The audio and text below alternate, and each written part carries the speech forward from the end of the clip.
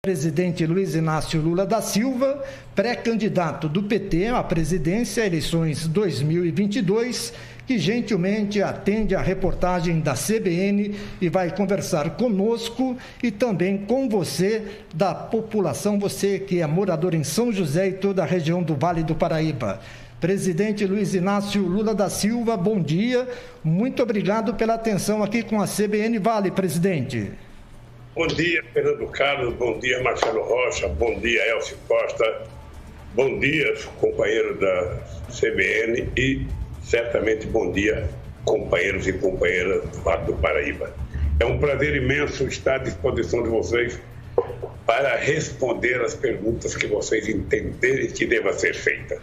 Agora, presidente, região do Vale do Paraíba, em termos de lembranças, de histórias, até mesmo como sindicalista, o que vem na memória do presidente quando se fala de Vale do Paraíba, presidente? Eu fui muitas vezes, Fernando, a São José dos Campos, eu fui muitas vezes fazer assembleia em porta de fábrica, eu fui muitas vezes fazer comício em São José dos Campos, eu fui muitas vezes em Taubaté, fui muitas vezes em Jacareí, ou seja, eu penso que eu fui alguma vez em Pindamonhangaba também. Me veio a história muito interessante, porque a gente tinha uma relação sindical muito forte em São José dos Campos, quando eu era presidente do Sindicato dos Metalúrgicos. A GM, naquele tempo, estava em franco crescimento, geração de emprego, desenvolvimento.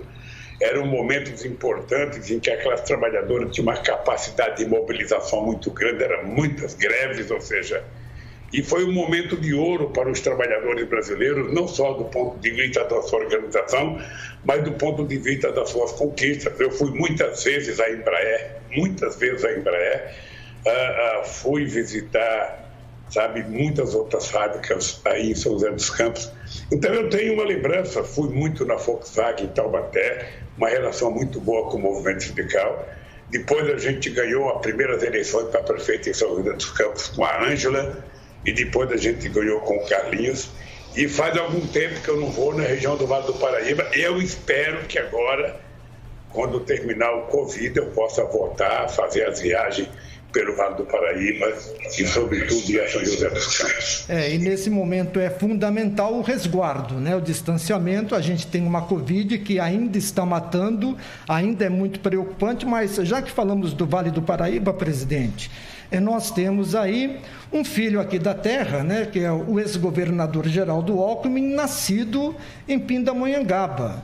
E temos, neste momento, uma tratativa entre o Geraldo Alckmin, o PT, para uma possível chapa, o senhor candidato a presidente e ele como vice. Como é que está essa situação no momento, uma definição, ela vem quando o Geraldo Alckmin, no seu entender, é a pessoa certa para ser o seu companheiro aí na chapa para as eleições presidenciais, presidente?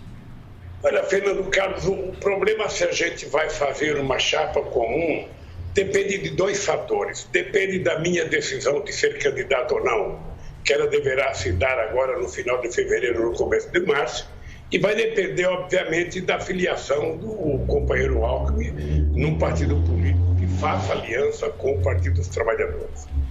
Eu tenho dito para todo mundo, o companheiro Fernando Carlos, que o problema do Brasil hoje não é ganhar as eleições. O problema do Brasil hoje é ganhar e conseguir consertar o país.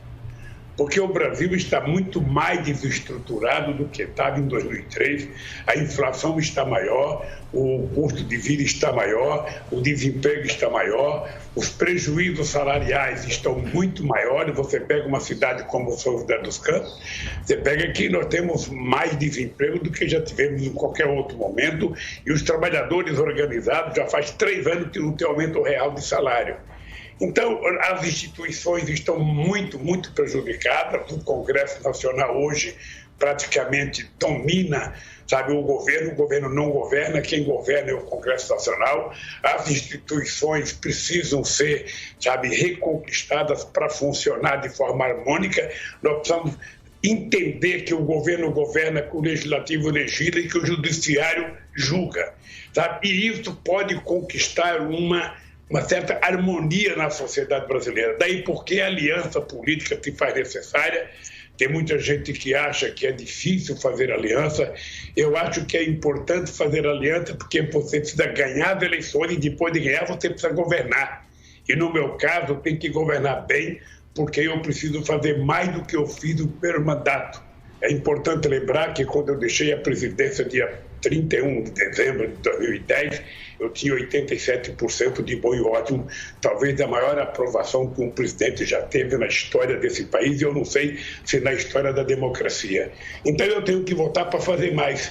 E para fazer mais eu preciso de mais gente do meu lado, por isso eu estou conversando com todo mundo e eu espero que dê certo essa conversa, espero que o Alckmin escolha o partido político adequado que faça aliança com o PT, espero que o PT compreenda a necessidade de fazer aliança, espero que o povo brasileiro possa colher aquilo que ele tem como expectativa numa possível volta do PT, sabe, liderado pelo Lula para governar o Brasil. Eu vou trabalhar muito, eu acredito, sabe, eu estou tentando conversar porque eu não quero tomar decisão antes de fechar alguns acordos com outros partidos políticos, eu tenho que conversar com muita gente ainda, sabe? E quando chegar o momento certo eu vou tomar a decisão. Qualquer outro candidato pode arriscar, eu não posso arriscar. Eu, se voltar a governar esse país, é para fazer mais do que eu fiz.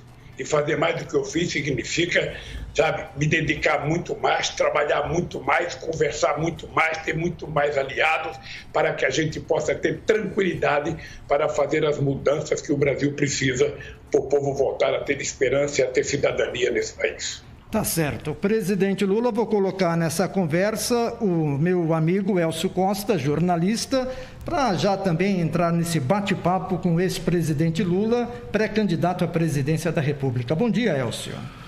Bom dia, Fernando. Bom dia a todo mundo que nos acompanha. Bom dia, presidente Lula. É um prazer conversar com o senhor na manhã dessa quarta-feira. Eu vou insistir um pouquinho na questão do Geraldo Alckmin, que tem uma importância para o Vale do Paraíba, né? Ele é de Pindamonhangaba, aqui pertinho, e também tem a ver com a questão da governabilidade que o senhor acabou de falar.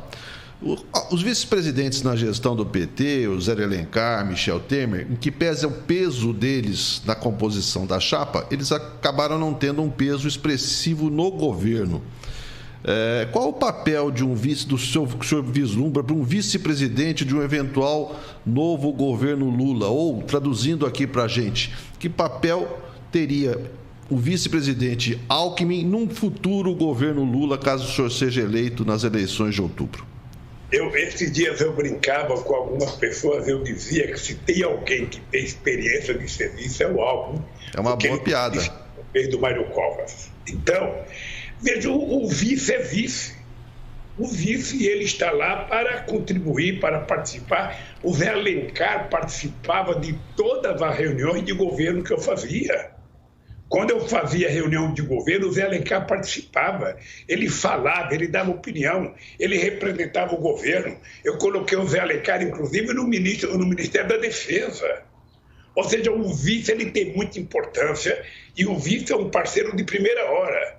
Ou seja, ele participa das decisões, ele participa das coisas boas, ele participa das coisas ruins, porque ele tem que estar muito umbilicalmente ligado ao presidente da República. Esse é o papel do vice, sabe? Além do papel de substituir o presidente na ausência do presidente.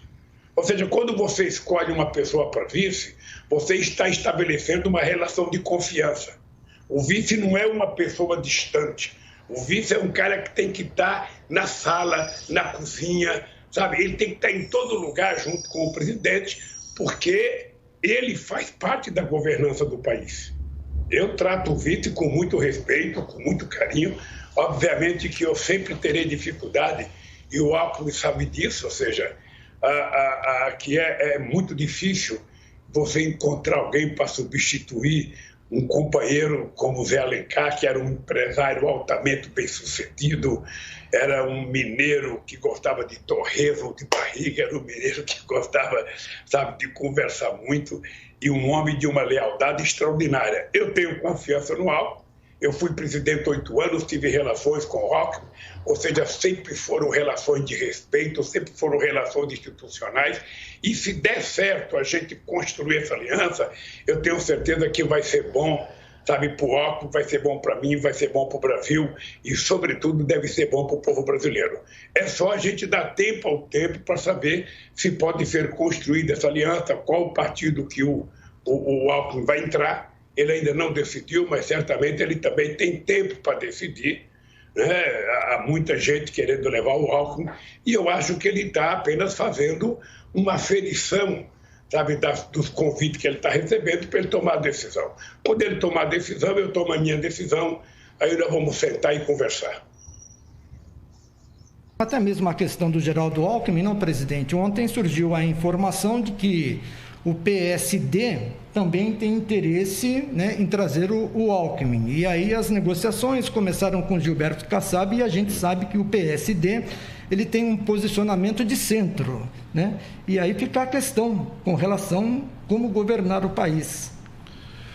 Presidente, eu ia perguntar para o senhor exatamente isso. Que outros partidos tidos como conservadores, por exemplo, o senhor vem conversando, o PSD ou outras legendas, e como num eventual novo governo Lula vai ser a relação, por exemplo, do senhor com o Centrão, né? Que é essa entidade aí que domina muitos debates políticos e que faz parte de sucessivos governos, embora muitas vezes seja até demonizado, né, nas críticas que a gente vê aí às alianças políticas. Ô Elcio, o problema é que o Centrão não é um partido político. O Centrão é uma combinação de um conjunto de partidos políticos que se junta em relação a determinados interesses. Eu lembro da criação do Centrão na Constituinte de 88. A gente estava avançando muito nas conquistas sociais. O companheiro Mário Covas era o responsável pela comissão de sistematização. A gente estava conversando, a gente estava avançando muito.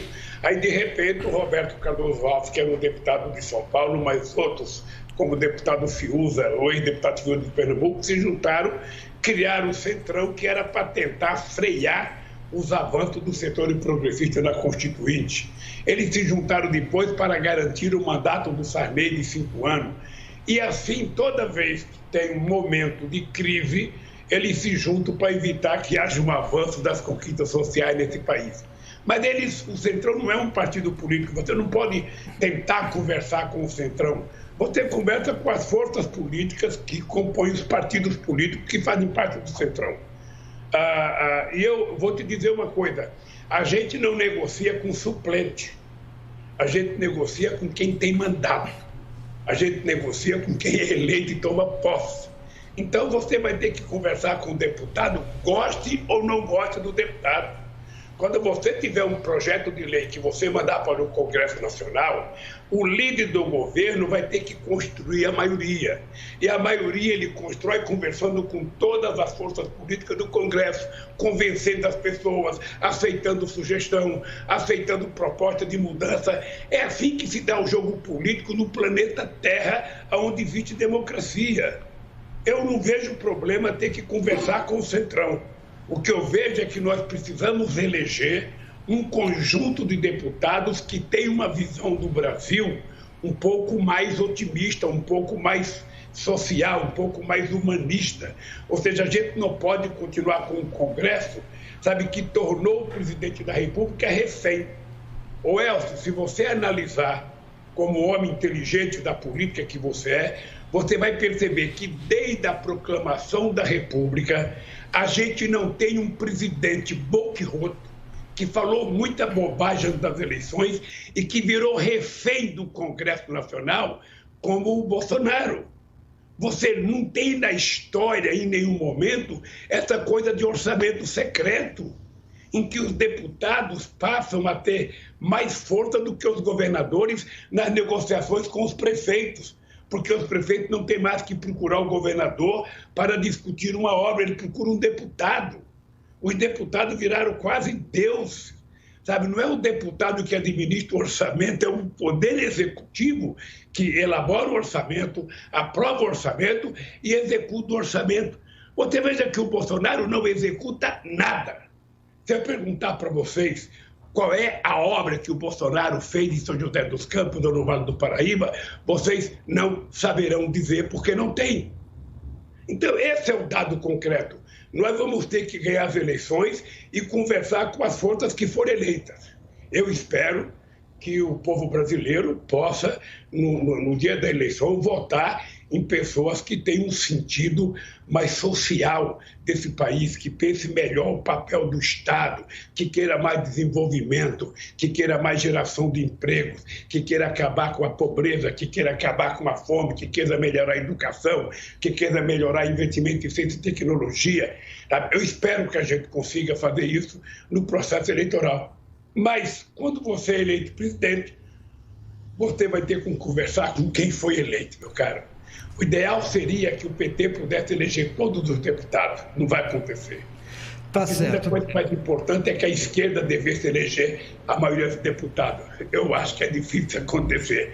Então, meu caro, você negocia com quem está eleito. Você negocia com a direita, você negocia com a esquerda, você negocia com o centro, você negocia com o católico, com o evangélico, com o ateu, ou seja, você negocia com quem tem mandato para você poder aprovar as coisas que o Brasil precisa que seja aprovada. Essa é a política e esse é o exercício da política. O exercício da política que foi exercido durante 2 mandatos pelo ex-presidente Luiz Inácio Lula da Silva e agora a possibilidade de participar de uma nova eleição. Marcelo Rocha também participando dessa conversa com o presidente Lula aqui na CBN Vale. Bom dia, Marcelo. Olá, bom dia, Fernando. Bom dia, presidente. Muito obrigado pela entrevista logo cedo aqui no Jornal CBN, primeira edição. E eu queria falar, presidente, o senhor tocou no assunto aqui da nossa região do Vale do Paraíba, uma região importante de ciência, tecnologia. Nós percebemos nos últimos tempos um desmonte justamente nessas áreas, a queda no investimento na ciência, aqui o nosso INPE, aqui da nossa região também foi muito prejudicado. Além disso, nós também tivemos muitas perdas de fábricas, fechamento de fábricas aqui na região, como a Ford, a LG, muitos trabalhadores perderam seus empregos.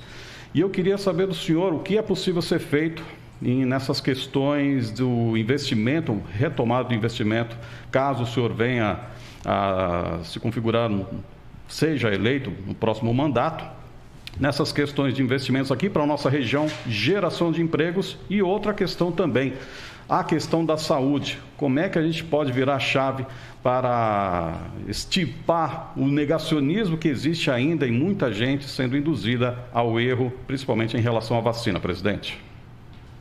Olha, Marcelo, bom dia, Marcelo. E eu queria te dizer que essa pergunta me dá a oportunidade de poder explicar algumas coisas para vocês. Primeiro, eu tenho muito orgulho, mas muito orgulho, de ter ganhado as eleições em 2003 e ter gerado, no tempo em que o PT governou o Brasil, 22 milhões de empregos formais com carteira profissional assinada. Esse é um orgulho que eu tenho. E tenho mais orgulho ainda, Marcelo, de dizer para você que durante todo o período do meu governo, 87% dos acordos firmados pelo movimento sindical brasileiro tiveram aumentos reais acima da inflação. Essa é uma conquista extraordinária. Isso significa crescimento econômico, porque na hora que você cria mercado, sabe, você cria consumo, você cria poder de compra, esse consumo gera emprego na fábrica, gera emprego no comércio e faz a economia funcionar corretamente, gerando muitos empregos e muitas oportunidades. Nós estamos com a economia atrofiada. O Estado não tem capacidade de investimento. O Estado está permitindo a falência das universidades. O Estado diminuiu quase a zero o orçamento da ciência e tecnologia. O Estado destruiu o INPE. O Estado nunca visitou, sabe, nunca deu importância, sabe, para o ITA vender a Embraer da forma mais escabrosa possível. Ainda bem que a Boeing depois não pôde ficar com a Embraer. A Embraer era um centro de excelência nos investimentos em tecnologia e da credibilidade tecnológica do país. A Embraer era a terceira empresa de aviação do mundo. Eu tive o prazer de viajar a muitos países, Marcelo, vendendo avião da Embraer, fazendo propaganda de avião da Embraer, pedindo para empresários e para governos comprarem avião da Embraer. porque cada avião comprado da Embraer, eu sabia que tinha, sabe, um trabalhador produzindo uma pequena peça daquele avião. Mas o que é que nós temos que fazer agora? Primeiro, nós temos que recuperar o crescimento econômico. O crescimento econômico ele se dá de duas formas. Primeiro, o presidente da República tem que ter muita credibilidade, tem que ter um modelo econômico que seja previsível. Você precisa convencer, sabe, a sociedade interna e externa para que haja investimento. De preferência, se você puder convencer, o investimento direto externo é muito importante, mas você precisa convencer os empresários internos a fazer investimento.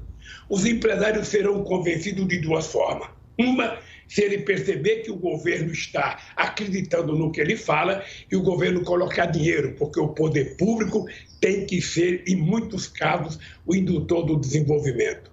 E segundo, se tiver mercado para comprar aquilo que as pessoas vão produzir. Se o povo tiver falido, se o povo estiver devendo como hoje, 74% das famílias estão endividadas, se o povo não tiver poder de compra, ninguém vai investir porque não tem para quem vender. Eu posso dar um exemplo para você entender isso, Marcelo. Quando eu deixei a presidência em dezembro de 2010, o Brasil vendia 3.800.000 carros. Hoje o Brasil está vendendo menos de 2 milhões de carros. Ou seja, 12 anos depois, a gente está vendendo metade dos carros que a gente vendia em 2010. Isso significa o quê? Significa desemprego, significa fechamento de empresa, significa retração no mercado e significa menos investimento. Menos investimento é menos emprego é menos salário é menos consumo. Menos consumo significa empobrecimento do país. Então, nós precisamos fazer isso e nós vamos fazer. Por isso é que eu tenho dito, a solução não tem mágica. A solução é a gente colocar o pobre no orçamento e colocar o rico no imposto de renda. Porque rico não paga imposto sobre dividendos. Então, é preciso que o rico compreenda que ele tem que pagar mais imposto que o cara que ganha o salário mínimo. E o povo trabalhador, na minha opinião, quem ganha até 5 salários mínimos, não deveria pagar imposto de renda. É preciso que a gente efetivamente crie no Brasil a consciência de que as pessoas devem pagar de acordo com o que ganha e não fazer com que o pobre que compra um quilo de feijão pague o mesmo imposto proporcional àquilo que paga o dono do Bradesco, aquilo que paga o dono do Itaú, aquilo que paga o dono da GM. Não é possível e isso nós vamos ter que mudar. Perfeito. Então, eu acho que se você colocar o pobre no orçamento e o rico no imposto de renda, se você tiver política de inclusão social, que o pobre começa a ter dinheiro para ir no supermercado, para comprar uma camisa, para comprar um short, para comprar um vestido para a filha, para comprar um sapato, para comprar caderno, sabe? A economia vai crescendo por si só, não tem outra mágica. Não tem essa do governo fazer um plano emergencial para gerar emprego. Sabe, o que tem, na verdade, é a gente dinamizar a economia para gerar emprego. E eu tenho consciência do que aconteceu na região do Vale do Paraíba quando eu era presidente da República. Eu tenho consciência do que aconteceu. Perfeito. Então é isso que a gente vai fazer, para fazer voltar a economia. A economia não cresce enquanto tiver milhares de pessoas dormindo na sarjeta e na rua. A economia não cresce enquanto você tiver 19 milhões de pessoas passando fome. Ou seja, esse não é modelo de desenvolvimento. Hoje nós vivemos no Brasil numa situação, Marcelo, em que não tem um gesto do governo federal de investimento. Se você analisar o orçamento que o Bolsonaro aprovou agora, você vai perceber que é o menor investimento do governo em toda a história da República. Se o governo não tem dinheiro para investir, se o governo não é indutor do investimento, quem vai investir? Se você fosse empresário e você percebesse que o governo não acredita nele mesmo, que o governo não investe, por que você vai tirar seu dinheiro da conta do banco para fazer investimento? Você precisa, primeiro, que o governo seja sério, segundo, que tenha consumidor para comprar o produto que você vai produzir. E é isso que nós vamos fazer nesse país. Nós já fizemos uma vez. Você está lembrado, Marcelo, que quando eu cheguei na presidência, as pessoas diziam: o Brasil está quebrado, o Lula não vai conseguir governar, o Brasil está devendo 30 bilhões para o FMI, o Brasil não está conseguindo pagar as suas importações, o Brasil não está conseguindo fazer isso, não está conseguindo fazer aquilo. Eu vou te dar um exemplo do milagre. Vou te dar um exemplo. Quando eu cheguei na presidência, a dívida pública interna era 60%. Quando eu saí era 35. O Brasil tinha uma dívida de 30 bilhões. Nós pagamos 30 bilhões do FMI, ainda emprestamos 15 bilhões para o FMI e deixamos 370 bilhões de dólares na reserva, que deu ao Brasil uma garantia que ele jamais teve na sua história. E, ao mesmo tempo, nós fizemos isso com uma forte inclusão social e com muita responsabilidade fiscal. Vocês lembrem que foi o PT e no governo do PT, o Brasil foi o único país do G20 que, durante todo o nosso período, fez superávit primário todos os anos. Eu aprendi com a dona Lindu, uma mulher que me pôs no mundo, que nasceu analfabeta e morreu analfabeta. A gente só gasta o que tem. E quando a gente fizer uma dívida, a gente tem que ter consciência de que a gente precisa criar alguma coisa para pagar essa dívida. Então, se você faz uma dívida e cria um ativo produtivo capaz de gerar riqueza e aumentar o patrimônio do país, ótimo. Mas você não pode fazer dívida para custeio, porque se você é dívida para custeio, não tem retorno. E essa coisa nós vamos cuidar com muito carinho. Você está lembrado, Marcelo, eu vou te dizer algumas coisas. No nosso governo, a gente criou farmácia popular e criou o Aqui Tem Farmácia Popular, que era uma coisa extraordinária, que vendia 120 tipos de remédios para as pessoas que precisavam tomar de forma contínua. Você está lembrado que nós criamos um Brasil sorridente. Eu tinha uma necessidade de garantir ao povo pobre que ele não precisaria ficar sorrindo sem dente na boca. Era preciso que o Estado assumisse a responsabilidade de garantir que as pessoas pudessem mastigar um pedaço de carne ou um amendoim. Nós criamos o Brasil Sorridente, criamos centenas de centros de recuperação odontológica, nós criamos o SAMU, que hoje é motivo de orgulho para todo mundo, nós trouxemos mais médicos para garantir que as pessoas mais pobres, das cidades mais pobres, tivessem um doutor, porque não tem doutor nas cidades pobres, as pessoas querem ficar nos grandes centros urbanos, as pessoas não querem trabalhar no sertão ou na periferia porque tem violência. Então, nós já provamos, Marcelo, que o Brasil pode ser bem melhor, que o Brasil pode ser mais fraterno, mais solidário, mais humanista, que o Brasil pode ser mais inclusivo. E é isso que nós vamos voltar a fazer no país. Presidente. Um país de todos e não um país de poucos. Perfeito. Aproveitando essa pauta que o senhor falou dos projetos envolvendo a saúde é hoje um grande pilar que move a nossa economia, porque as pessoas estão ficando doentes, a pandemia está com força total. E eu queria saber do senhor, como é que o senhor analisa aí as ações do governo federal em relação ao trato com a pandemia, esse atraso na compra de vacinas e, por outro lado, nós temos também um próprio ministro da Saúde que, eventualmente, vem apresentando, assim, críticas em relação à própria vacina, que é público, né? Ele vem demonstrando, assim, uma não promoção tão grande que poderia fazer em relação à vacinação infantil. Como é que o senhor analisa aí o trato do governo federal em relação à saúde pública hoje, principalmente em relação à pandemia, presidente? Marcelo, a saúde é uma área em que a gente pode desenvolver um extraordinário potencial industrial na área da saúde. Nós já tínhamos feito isso em 2009.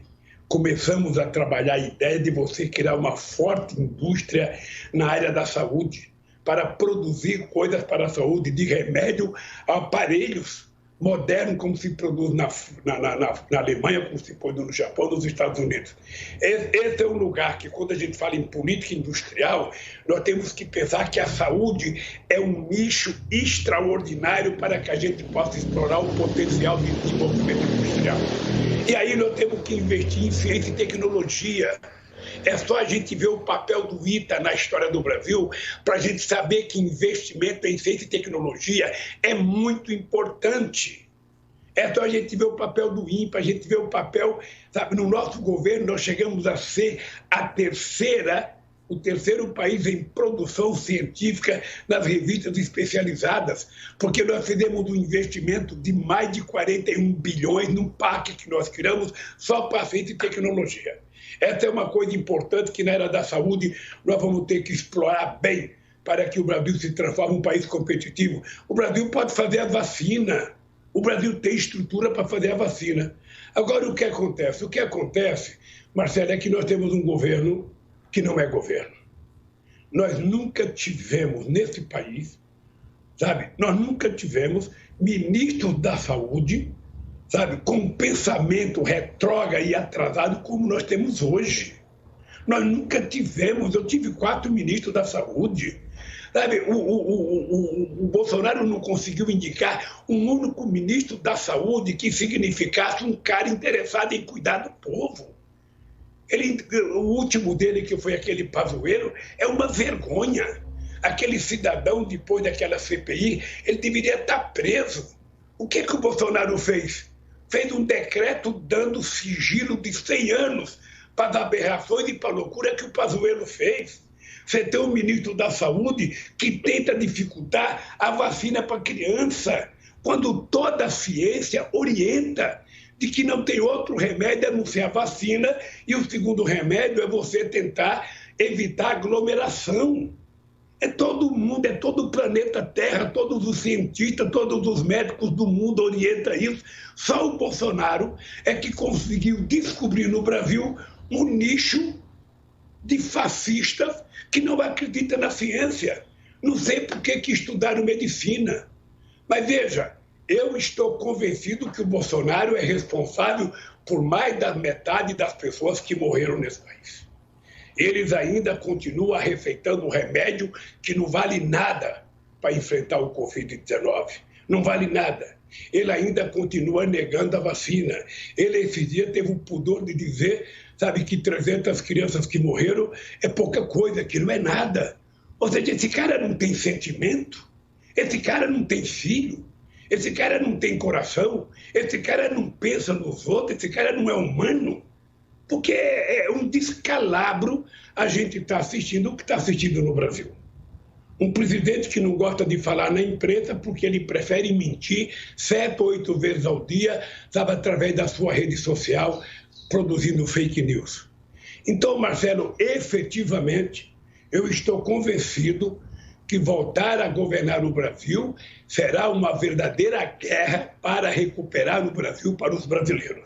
Fazer as coisas funcionarem corretamente. Fazer a pessoa perceber que ter livro é melhor do que ter arma. Sabe? Fazer as pessoas compreenderem que investimento em saúde não é gasto, é investimento. Que investimento em educação não é gasto, é investimento. Que investimento na juventude brasileira é o mais importante investimento que a gente possa ter. Sabe? E isso não está na cabeça. Não sei se você percebeu, nós conseguimos em 12 anos colocar quase, sabe, 8 milhões e meio de jovens na universidade. Quando nós chegamos, tinha 3 milhões e meio. O que está acontecendo agora? Em 2016, nós tivemos 16 milhões de jovens fazendo o Enem. Agora tivemos só 3 milhões e 600. Ora, se você não investe na saúde, não investe na educação, não investe no emprego, a pergunta que eu faço é: para que governo? Para que governo? Então, eu acho que a sociedade brasileira tem que pensar seriamente.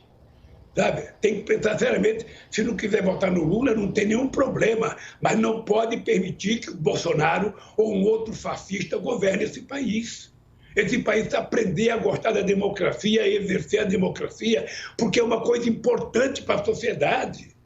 As pessoas precisam aprender a reclamar, as pessoas precisam aprender a se indignar. Ora, como é que pode um país que é o 3º produtor de alimento do mundo, um país que é o maior produtor de proteína animal do mundo, ter uma pessoa na fila do açougue para pegar um osso? Como é que pode o país que tem 8 milhões e meio de quilômetros de costa marítima, sabe, esse país ficar vendo as pessoas comerem cabeça de piaba, cabeça de sardinha, porque não tem dinheiro para comprar um peixe? Como é que pode uma cidade rica como São José dos Campos ter gente dormindo na sarjeta e nas calçadas? Pessoa passando fome. Isso não tem explicação.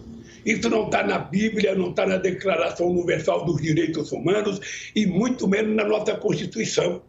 Então é preciso, Marcelo, é preciso, Fernando, Carlos, é preciso, Elcio, que a gente não perca a nossa capacidade de indignação. A palavra correta é o seguinte: eu vou ser um cara indignado porque esse país precisa tratar o seu povo com respeito. É isso que nós temos que dizer, alto e bom som, todo santo dia. A sociedade precisa estar indignada. Indignada é a palavra correta. Por isso, eu fui visitar o Papa quando eu saí da prisão, eu fui visitar o Papa, por isso eu fui visitar o Conselho Mundial das Igrejas, porque eu queria viajar ao mundo fazendo uma campanha, sabe, de indignação contra a fome e a miséria. Lamentavelmente, o Covid apareceu e eu, como exemplo, tenho que me cuidar, ficando dentro de casa, evitando participar de atividade com muita gente. Presidente, deixa eu dar sequência aqui nessa conversa com o senhor, porque o nosso tempo vai passando e é sempre bom ouvi-lo, porque a visão que o senhor tem de governabilidade, diferente do atual governo, dá a possibilidade do eleitor pensar em qual opção ele vai escolher para as próximas eleições. Mas eu quero aqui agradecer a todos que estão participando pelo Facebook, pelo Instagram, pelo YouTube. Nós temos uma audiência gigantesca aqui em São José dos Campos e região do Vale do Paraíba, e o programa está reforçado com a presença do presidente Luiz Inácio Lula da Silva. Mas eu quero dar sequência, presidente. O Elcio Costa tem mais uma questão com o presidente Lula. Pois não, Elcio? Temos várias questões, né? Porque uma presença do presidente Lula suscita vários debates. Mas o senhor citou agora, respondendo ao Marcelo, a questão do desemprego no Brasil. Historicamente, fazendo uma análise dos últimos anos, o desemprego do Brasil ele deu uma estilingada, chegou a um nível crítico ainda no governo Dilma. Chegou a 12 milhões e 800 mil desempregados, 13 milhões de desempregados, e não voltou a refluir desde então, né? O senhor concorda com essa análise? O que aconteceu, de repente, naquele período para o desemprego dar essa estilingada e não recuar? Isso é uma pergunta que acho que é interessante. O senhor citou outra coisa, que são as reformas que o senhor falou que precisa fazer, né? O senhor já falou que vai rever, por exemplo, a reforma da trabalhista, o senhor fez uma série de críticas. Que outras reformas, de repente, podem ser revistas ou propostas no eventual governo Lula, por exemplo? Vai mexer no imposto de renda, tributar grandes fortunas? O que pode ser esperado a partir daí? Elcio, obrigado pela pergunta. Deixa eu te dizer o que eu penso a respeito disso. Primeiro, nós tivemos o maior crescimento de emprego formal da história desse país nos nossos governos. É importante a gente não perder de vista, quando a gente faz a crítica, a gente reconhecer alguma coisa importante. Em 2014, em dezembro de 2014, o Brasil tinha 4,3% de desemprego. 3,3% de desemprego significa padrão Dinamarca, padrão Suécia, padrão Suíça, ou seja, é um dos menores, é aquilo que a gente chama de pleno emprego. A gente chegou. Ora, em função do agravamento da crise econômica internacional, vocês estão lembrados que houve uma série de desoneração feita pelo governo da presidenta Dilma, ainda com o Guido no Ministério da Fazenda. Sabe, foram muitos bilhões que foram desonerados na perspectiva de construir o emprego. Eu tenho uma tese muito simples, que é o seguinte: as coisas começaram a piorar efetivamente, sabe, no segundo mandato da Dilma, quando o Eduardo Cunha virou presidente da Câmara. Por quê? Porque ele, diferentemente do que o Temer tinha feito com o Fernando Henrique Cardoso em 99, que a economia, vocês estão lembrados, o Fernando Henrique Cardoso foi eleito, a economia estava praticamente quebrada. O Brasil quebrou 2 vezes. E o presidente Temer fez uma contribuição no sentido de aprovar coisas para ajudar que o Fernando Henrique Cardoso conseguisse recuperar. E isso foi acontecendo. A Dilma, todas as propostas que a Dilma mandava para o Congresso Nacional, ela virava uma pauta bomba, porque ela mandava desonerar, sabe, esse óculos aqui. O Eduardo Cunha colocava 50 produtos para desonerar. Quando a Dilma tentou acabar com a desoneração, não conseguiu, porque não foi votado. Então, obviamente que nós temos culpa também. Acho que o PT tem culpa, porque a gente poderia ter cuidado para evitar, sabe, tanta desoneração. A gente deveria ter feito desoneração com a contrapartida, sentar o patrão com o trabalhador junto para dizer qual é a parte do trabalhador, já que eu vou dar uma devolução de dinheiro para o patrão, o que o trabalhador ganha. Isso nós fizemos em 2010.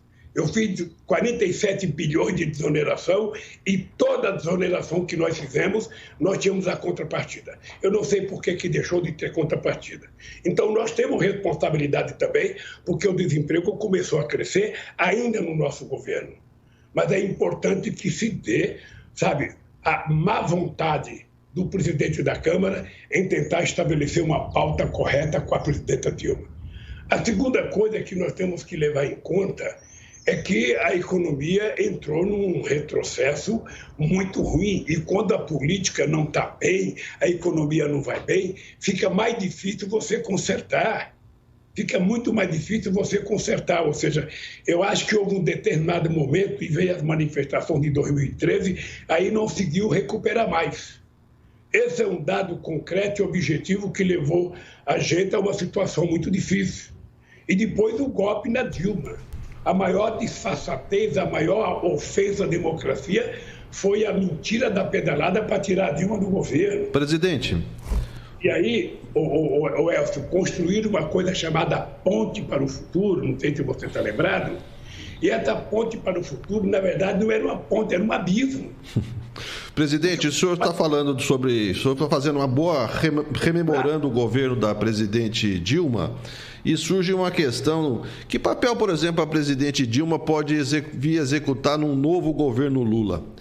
O senhor acha que ela é um quadro interessante de ter participação no eventual novo governo do PT? Veja, eu acho que nós não vamos trabalhar para remontar o governo de 2003, 2004, 2005, ou seja, o tempo passou, tem muita gente no pedaço, tem muita gente nova no pedaço, sabe? E eu pretendo montar um governo com muita gente, sabe? Com muita gente nova, com muita gente importante, sabe? E com muita gente com muita experiência também. E a Dilma é uma pessoa que eu tenho o mais profundo respeito e o mais profundo carinho. A Dilma, tecnicamente, é uma pessoa, sabe, inatacável. A Dilma, ela tem uma competência extraordinária. Aonde é que a companheira Dilma, na minha opinião, erra? É na política. Ela não tem a paciência que a política exige que a gente tenha para conversar, para ouvir as pessoas dizerem não, para atender as pessoas, mesmo quando você não gosta do que a pessoa está falando. Você não pode ficar agressivo, você precisa entender. Eu sou daqueles políticos, se o cara estiver contando uma piada que eu já sei, eu não vou dizer para o cara, eu já sei essa. Não, conta outra vez. Se for necessário eu rir, eu vou rir, sabe, de uma piada que eu já ri. Porque a pessoa se preparou para contar aquela piada, a pessoa se preparou para falar aquilo comigo. Então eu tenho que ter paciência. Eu acho que nisso, efetivamente, nós cometemos um equívoco pela pressão em cima da Dilma. Vocês não acham que foi brincadeira o que aconteceu em 2013, 2014, 2015, 2016, em cima da presidenta Dilma. Foi muita violência, muita violência. E parte dessa violência se deve ao Aécio Neves. Porque esse país era tranquilo quando eu disputava as eleições com o Fernando Henrique Cardoso, quando eu disputei com Serra, quando eu disputei com Alckmin. O país era civilizado. A gente disputava, a gente discordava, a gente tinha pensamento diferente. Mas a gente era capaz de se encontrar num restaurante depois de um comício e se cumprimentar. A gente era capaz de falar bom dia e boa noite para as pessoas. A gente era capaz de se comportar da forma civilizada. A partir de 2003, esse país perdeu isso. Aí esse país foi tocado pelo ódio com grande culpa da imprensa brasileira. Com grande culpa da imprensa brasileira que contribuiu para estimular o ódio, para estimular a mentira, para estimular a antipolítica. A coisa mais absurda num país, Elcio, a coisa mais absurda é quando você nega a política. Porque quando você nega a política, o que vem no lugar da política é o fascismo. Hitler negou a política. E veja o que aconteceu na Alemanha. Stalin negou a política. Veja o que aconteceu na Itália. Aqui no Brasil se negou a política. O que a negação da política pariu? O Bolsonaro. É isso. Então é melhor que a gente aprenda a eleger pessoas que falem menos bobagem, pessoas que prometam, sabe, menos verdade, e pessoas que falem aquilo que o povo precisa saber. Não tem mágica para consertar o Brasil. Não existe mágica. Se pudesse, a gente trazia o mágico daqueles que aparecem na televisão e consertava. O que vai consertar o Brasil é muita seriedade, é muita responsabilidade, é muito juízo, é muita conversa com a sociedade. Você tem que ouvir os trabalhadores, você tem que ouvir os artistas, você tem que ouvir o povo que está querendo casa, o povo que está querendo terra, o povo que está querendo emprego. Por isso que eu fiz 574 conferências nacionais. 74 conferências nacionais para discutir as políticas públicas desse país. Para que a gente possa ter certeza de que a sociedade está participando. E eu quero avisar vocês, Elcio, Fernando e Marcelo, que no próximo governo meu, a sociedade brasileira ela não será coadjuvante. Ela será sujeito da história, porque ela vai participar das principais decisões. Eu vou recriar o Conselho de Desenvolvimento Econômico e Social para participar empresário, trabalhador, índio, padre, pastor, ou seja, a sociedade vai ter que dizer o que ela quer do Brasil, porque o Brasil não é meu. O Brasil é do povo brasileiro e ele precisa dizer o que ele quer, como é que ele quer e para que ele quer. O Brasil não pode ser governado para 35% da população. O Brasil tem que ser governado para todo mundo. Os pobres têm direito de andar de avião. Os pobres têm que ter direito de ir num restaurante comer. Os pobres têm direito de ir num teatro. Ele tem direito de comprar carro. A gente não gosta de coisa de segunda categoria. Tem gente que acha que pobre gosta de carne de segunda, de laranja de segunda. Não, a gente quer tudo de primeira. Para isso a gente tem que ganhar um salário digno, para isso a gente tem que trabalhar. É esse Brasil que a gente pode construir. Eu queria dizer para vocês três, é possível construir esse país. E eu quero dar o meu testemunho. Eu vivi esse país. Eu vivi esse país sendo o país mais respeitado do mundo. A gente era respeitado pelos Estados Unidos, a gente era respeitado pela China, a gente era respeitado pela Argentina, a gente era respeitado pelo país mais pequeno, que é o Uruguai, mas também pelo maior, que era a China e a Índia. Porque respeito é uma coisa que a gente gosta de receber, mas a gente também tem que dar. Então, é esse Brasil que pode ser construído. É esse Brasil que eu acho que é possível reconstruir e eu só vou poder reconstruir com a ajuda de vocês, com a compreensão de vocês, sabe, com a imprensa dizendo a verdade, por mais dura que ela seja. É importante lembrar o seguinte, eu nunca na minha vida, eu tenho 76 anos, eu nunca conversei com um jornalista, nunca liguei para o Roberto Marinho, nunca liguei para a Folha, nunca liguei para o Estadão para pedir, fale bem de mim, faça uma matéria favorável, nunca. A imprensa fala o que quer. Quanto mais livre ela for, melhor. Agora ela tem que ser verdadeira. Ela tem que ser verdadeira, ela tem que dizer o fato como ele é.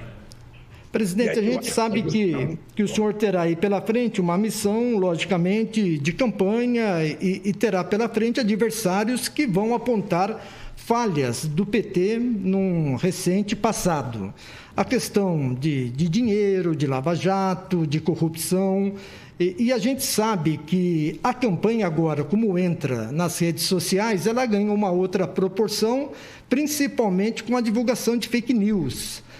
Como o senhor encara esta campanha, esta eleição, este debate? O senhor acredita realmente que vai ser uma situação... O senhor já falou sobre isso. Antes tinha debate, tinha conversa, tinha diálogo. Vai ser conversa ou vai ser uma guerra essa campanha 2022, presidente? Fernando, se depender de mim, você acompanhou a minha disputa com o Collor em 89, 94 e 98 com o Fernando Henrique Cardoso, em 2002 com o Serra, 2006 com o Alckmin. Nós sempre fizemos campanha de debate de ideias, de debates programáticos. É isso que eu pretendo fazer. Eu não vou jogar o jogo rasteiro de alguns adversários. Eu não vou entrar no lamaçal que eles estão entrando na perspectiva de me atacar. Muitas vezes vocês perguntam assim para mim, o presidente Lula não tem nenhuma autocrítica assim para fazer? E eu falo, por que eu tenho que fazer autocrítica? Sabe, se eu fizer autocrítica, eu vou tirar o direito da minha oposição me criticar. Então deixa a oposição me criticar. É ela que tem que mostrar os defeitos do PT, ela que tem que mostrar os defeitos do meu governo, e eu tenho que mostrar aquilo que nós fizemos. Esse debate de ideias é muito interessante. Eu quero saber quem é que vai resolver o problema do emprego, quem é que vai resolver o problema da economia, quem é que vai reconquistar a credibilidade do país. Como é que a gente vai fazer, Fernando, como é que a gente vai fazer para recuperar o atraso escolar de milhões de crianças pobres na periferia que não tiveram oportunidade de estudar corretamente durante a pandemia?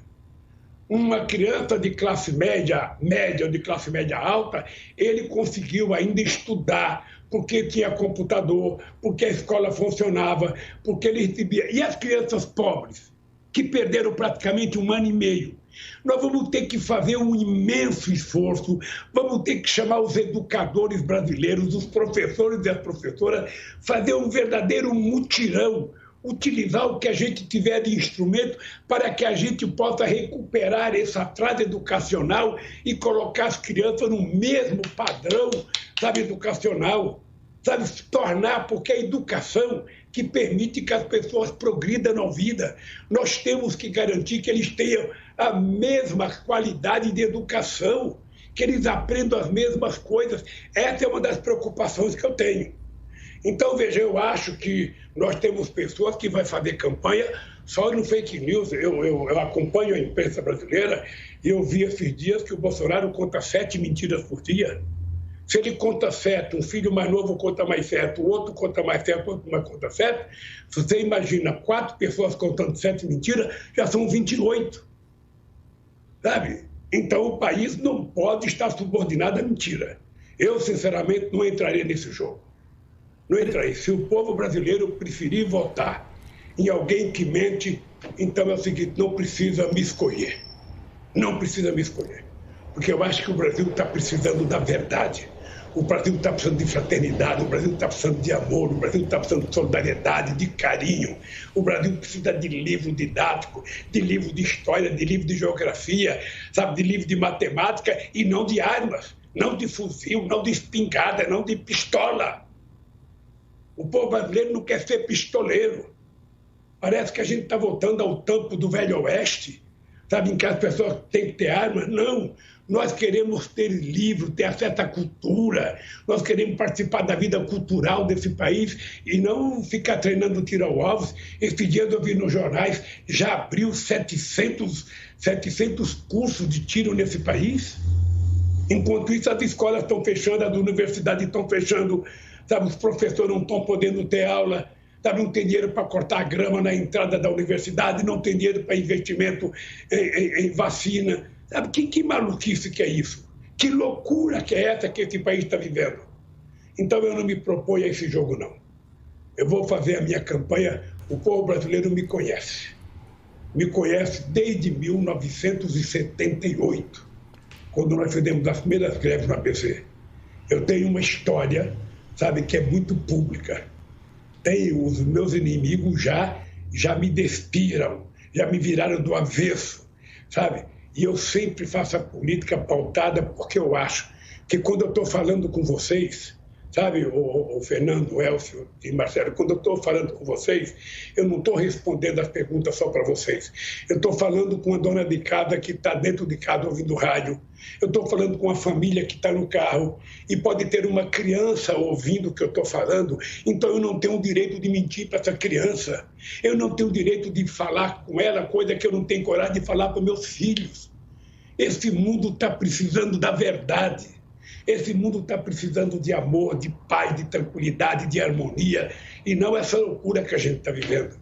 É esse país que eu me proponho a oferecer, é esse país que eu me proponho a discutir durante o processo da campanha, sabe? Eu nunca peço para as pessoas gostarem de mim, porque, sabe, nem Cristo teve o apoio de todo mundo. Eu não quero isso. O que eu quero é que o povo brasileiro tenha consciência de que a gente pode melhorar esse país. A única coisa que eu quero é isso, pelo amor de Deus, não tem necessidade desse país ter gente que vai dormir com fome. Não tem necessidade desse país ter criança desnutrida. Não tem necessidade desse país ter criança fora da escola. Esse é um país grande, esse é um país que tem tudo. O que é preciso é a gente ter vergonha na cara e saber que quando a gente governa para o povo e não por nossos amigos. É isso que a gente tem que ter claro. E é isso que eu quero fazer. É com essa força, sabe, que eu quero governar esse país. E tenho certeza, como eu tenho fé em Deus, de que a gente vai governar esse país melhor do que eu já governei, oferecendo mais para o povo do que já ofereci. Esse povo vai voltar a sorrir. Eu, quando falo sempre, Fernando, que a gente vai voltar a comer uma picanhazinha, uma costelazinha, sabe, tomar uma cervejinha, eu também tenho que falar que o cara que não gosta de carne, o cara que é vegano, sabe, o cara também tem direito de comer uma boa verdura orgânica, sabe? Nós que estamos fomentar o surgimento da agricultura orgânica, mas a gente tem que ter o direito de ir. Sabe? Tem gente que não gosta de pobre no aeroporto. Tem gente que acha que pobre não pode ir no teatro, que o teatro é coisa de rico. Não, gente. Sabe? O povo tem que ter direito a tudo. Sabe? Eu, quando tinha 16 anos de idade, eu tinha uma calça preta e uma camisa, acho que era Banlon, que chamava na época, aquela, uma vermelha com uma golinha, e tinha um trio caipira que ia no circo aqui na Vila Carioca, aqui no Ipiranga, onde eu morava. Zelão, Pinim, Verinha, era um trio caipira, tinha um circo todo furado, e eu colocava a roupa mais bonita que eu tinha para ir ver as duas artistas cantarem. Eu até achava que ela estava cantando para mim. O povo gosta de coisa boa. O povo gosta de coisa boa. O povo, quando faz na feira, ele não quer ir às 11h30, meio-dia para comprar xepa. Ele, se puder, até às 9h para comprar a melhor laranja, a melhor manga, a melhor espiga de milho, a melhor macaxeira, sabe? O povo que vai no final fica até apertando o ovo para saber se ele está bom, se ele está estragado. Não, a gente gosta de coisa boa, gosta de se vestir bem, gosta de comer bem, gosta de passear bem. A gente quer viajar de avião, não quer ir de busão. É isso que o povo sonha, gente. E é isso que nós temos que garantir para esse povo. Oportunidade desses pobres estudarem e se virarem doutores. Coisa que nós fizemos com o ProUni, com o FIES e com o REUNE. Esse povo quer fazer escola técnica. Nós encontramos 140 que foi feita num século e nós fizemos mais de 500. Esse país pode. E nós podemos. É só a gente querer. E como a gente quer, nós vamos fazer. Presidente, quero agradecer a sua participação, Elcio. Ele denunciou a idade, né? Ao falar qual a camisa que ele colocava. Falou em camisa Banlon, aí ficou feio, né? Passou um atestado da idade aí, já avançou um pouquinho. Mas eu não pego a minha idade, não. Tenho orgulho. Presidente, peço que vocês cheguem na idade que eu estou, com a saúde que eu estou. Tomara. Presidente, o senhor falou uma coisa rapidamente aí, o senhor disse que o senhor o espírito do senhor é mais ou menos o Lulinha, paz e amor, né? O senhor vai encarar a campanha de uma forma positiva. Mas o senhor vai estar na frente de dois personagens que têm sido bastante críticos com o senhor nos últimos tempos, o presidente Jair Bolsonaro e o ex-juiz Sérgio Moro. Num debate de televisão, por exemplo, o que o senhor vai perguntar para eles? Não, se eu falar agora, ele vai ficar preparando. Mas dá uma dica, presidente. Dá uma dica aí, pelo menos para os ouvintes que têm acompanhado a gente. Tá bombando o programa aqui. Eu nem sei, mas vai que esse Bolsonaro resolve tomar uma facada para não ir debate. Eu não vou. Vai que o Moro pega o Código Penal e fala: o Código Penal não me deixa ir. Não. Deixa acontecer. Sabe, eles vão estar diante de um ser humano civilizado. E o senhor prefere quem? Ser humano humanista. O que é um cara que sabe falar com o coração. O que é um cara que conhece a alma desse povo. Eles vão saber. E o senhor prefere o quê? Ganhar no primeiro turno ou chegar no segundo turno com o Bolsonaro ou com o Moro, presidente? Olha, eu tenho muita experiência no segundo turno. Eu já ganhei todas as eleições do PT, foi no segundo turno. É mais sofrido, sabe? Mas, obviamente, que a gente, quando entra numa campanha, você entra para ganhar, sabe? Eu vou trabalhar para ganhar. Aconteça no momento que acontecer, mas eu vou trabalhar para ganhar. Eu não escolho o adversário, sabe? Quem tem que escolher os adversários é o povo brasileiro. Sabe, é o seguinte, Fernando, qualquer candidato que nunca governou esse país pode prometer o que quiser. Eu sei o que é fazer as coisas. Eu sei o sacrifício de fazer. Sabe? Eu sei o que é você sentar com uma pessoa para convencer as pessoas de acreditar numa coisa que você quer falar. E aí, é esse Congresso, é essa relação com o Congresso que eu quero ter para a gente mudar as coisas e voltar a funcionar.